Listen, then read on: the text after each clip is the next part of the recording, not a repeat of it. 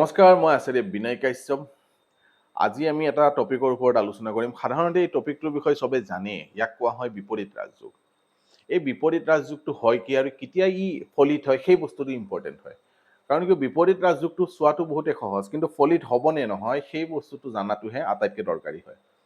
ফলিত কেনেকে হয় চাওক, বিপৰীত ৰাজযোগ হ'ব হ'লে কি হ'ব লাগিব যে 12 হাউচৰ অধিপতি, 6 হাউচৰ অধিপতি আৰু 8 হাউচৰ অধিপতি যদি এইকেইটা ভাৱতে থাকে, ঠিক আছে।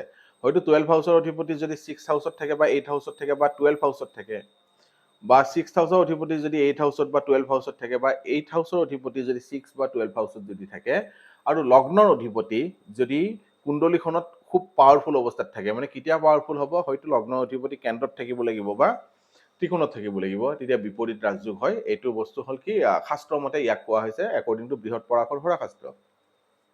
কিন্তু আমি যেতিয়া বহুত এইটো বিষয়ে অধ্যয়ন কৰিলো, তেতিয়া দেখা পালো যে এই বিপৰীত ৰাজযোগে কি হয়, বৰ বিশেষ এটা ফল নিদিয়ে। ফলটো দিয়ে, কিন্তু বৰ অপটিমাম লেভেলৰ, খুব মেক্সিমাম লেভেলৰ ফল নিদিয়ে।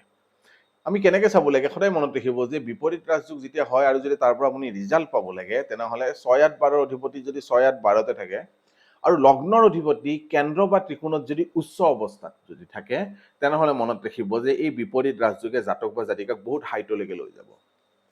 বহুত ছাকচেছ, মান সন্মান, নাম প্ৰতিষ্ঠা সকলোবোৰ এই বিপৰীত ৰাজযোগে দিয়ে।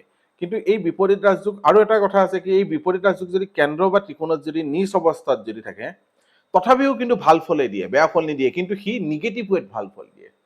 আজিকালি দেখা পাইছে যে কিছুমান মানুহ আমি জানো যে সি বদমাছ, কিন্তু তেওঁৰ কিন্তু সেই লাভটো তেওঁৰ হৈ থাকে, ঠিক আছে। তেওঁৰ সেই তাৰ পৰাও তেওঁ লাভ পায়, কিন্তু সমাজৰ চকুত অকণমান বেয়া হয়, কিন্তু নিজৰ কাৰণে খুব প্ৰফিটেবল হয়।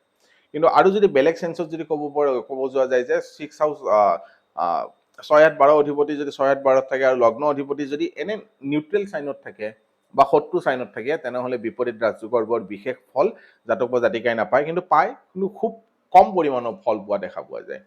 কিন্তু যদি লগ্নৰ অধিপতি যদি কেন্দ্ৰ বা ত্ৰিকোণত যদি উচ্চ অৱস্থাত থাকে, চবতকে বেছি ভাল ফল পায়।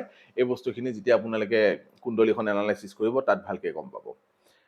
এই সৰু সৰু টপিক আপোনালোকৰ সন্মুখত মই লৈ আনি থাকোঁ, সেইকাৰণে চাবলৈ নাপাহৰিব।